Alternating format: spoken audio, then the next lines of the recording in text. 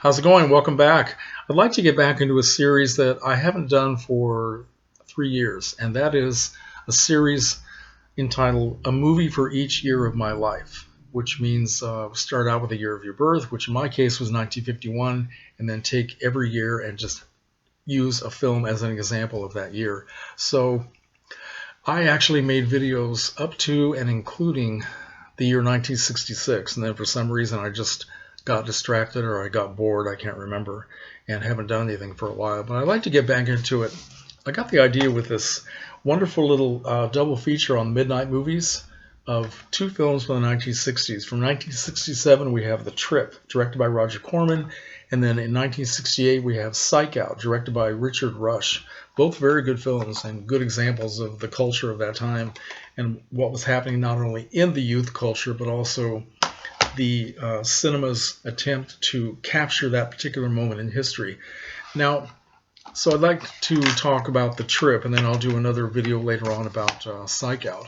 So The Trip was directed by Roger Corman, and Roger Corman was going through a transitional period at the time. He had done all the Edgar Allan Poe horror films at American International Pictures, and he wanted to get away from doing that. The previous year, '66, he made a film called The Wild Angels, starring Peter Fonda, Nancy Sinatra, and Bruce Dern, which was a very dramatic and not terribly positive look at the biker culture based on, of course, the Hells Angels.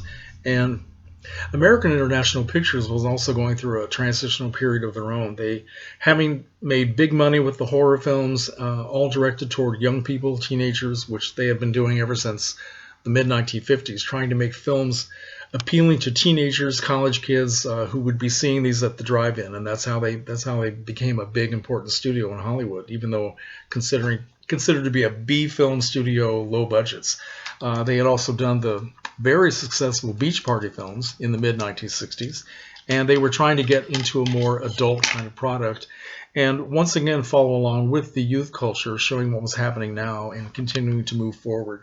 So Roger Corman wanted to do a film about the drug culture. Now, he decided that he could not do a film about LSD unless he took it himself. So he did. He went up to the Big Sur area with a whole bunch of friends for a long weekend, and he dropped acid. And according to him, it was a very positive, very happy experience. No problems, no regrets.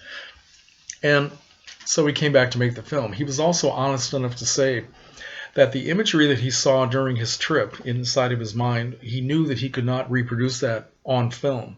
So everything you see in The Trip with the man who was on the trip, played by Peter Fonda, is Roger Corman's imagination. So anyway, so the plot is deceptively simple. The story and screenplay were written by Jack Nicholson, who was a good friend of Roger Corman's at the time. And it involves a man named Paul Groves, played by Peter Fonda, who at the beginning of the film we find out is a director of television commercials, and he is also in the midst of a divorce from his beautiful wife, played by Susan Strasberg. And we see a very brief scene with these two people at the beginning of the film where you can tell how much they still love each other. We find out later in the film that the reason why they're divorcing is because she has had an affair with another man. And Susan Strasberg, who is a very talented actress, actually is second billed in the film, but she has a very much a supporting role. So Paul has decided that the answer to his problems is to drop acid. And he thinks he will learn something about himself and that will help him answer all of his questions about life, about what to do. So he is going to have a friend of his named John, played by Bruce Dern, guide him through his entire trip. Now, Bruce Dern in this film is very clean cut looking. He has a full beard, which is trimmed, very short hair, and he's dressed like a college professor. He has a nice sweater on with a sports coat, and he's supposed to be the voice of reason in the film, helping this man go through his trip. Obviously, he's done it himself. He knows a lot about it. So they meet at a nightclub, a local psychedelic hangout, where I guess they both spend time. And then from there, they go to this house somewhere in LA, a big hippie commune type house, which is painted in a psychedelic manner, beads hanging everywhere and music playing, people getting high. And the man who lives in this house is Dennis Hopper. and he is the man who's going to provide the LSD. So, having acquired the LSD, they go to John's beach house, and that's where Paul drops acid and he starts having his trip. So we go on Paul's trip with him. We see everything that he is seeing. We experience what he's experiencing. So a lot of what he sees is very beautiful, of course, very psychedelic, as we've all come to see it in movies like this, which show psychedelic colors and all that sort of thing. A lot of it is much more dramatic and a little bit scary, and some of it's a little bit funny. And there was also a segment where it gets to be very dark and very ugly, a segment where Paul sees in his mind that he has killed his friend John. So this makes him filled with fear and anxiety. He runs out of the house, and he's on the loose after that. He's on his own, no longer with his guide. So at one point he winds up on the Sunset Strip, which of course is crowded with young people and hippies and all the neon lights and all the chaos. And we get a series of quick cuts of signs and flashing lights and close-ups of Paul's face. And he's in a lot of chaos. But he goes into a nightclub, happens to be the same club that he was in earlier that morning. But of course now it's filled up with people and there's a band playing. And he's just kind of sitting around staring. And he finally ends his trip with a nice session of lovemaking with a beautiful young lady who does not happen to be his wife. And he wakes up and everything seems to be okay. But at the end of the film, and I don't want to tell you exactly how the film ends, but the gist of it is it's totally ambiguous about whether or not Paul's trip has been a positive thing and he has found the answers he was looking for. The film tells you that we're not sure. We leave it all up in the air. It could turn out to be that Paul's trip is a very negative thing and it's going to cause him a lot of trouble. Now, Roger Corman said in the interview that goes with this disc, sort of the making of the film, where he talked about taking LSD himself, he was honest enough to say that he knew a lot of people at the time were not having good trips and they were having a lot of trouble. A lot of people were ending up in the hospital, and he didn't want to make a film that was sort of proselytizing the use of drug to get people to use the drug. He didn't want to make it all positive and beautiful.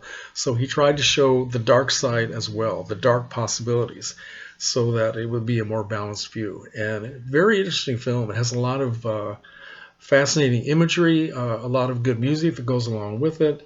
And yeah, I would say that the film, it has more layers to it every time I watch it. I've probably seen this maybe 5 times now, and I see more in it every time that I watch it. And there's a long sequence where Paul he finds himself in this incredibly well-designed environment. It's kind of hard to describe. This big room which has a carousel that's constantly turning around. There are mirrors, all kinds of strange objects, and TV screens. And Dennis Hopper reappears. And he's wearing this long red robe. We get the impression, by the way he's acting, he's sort of bowing towards something that may be an altar. So he's sort of acting like he's a priest.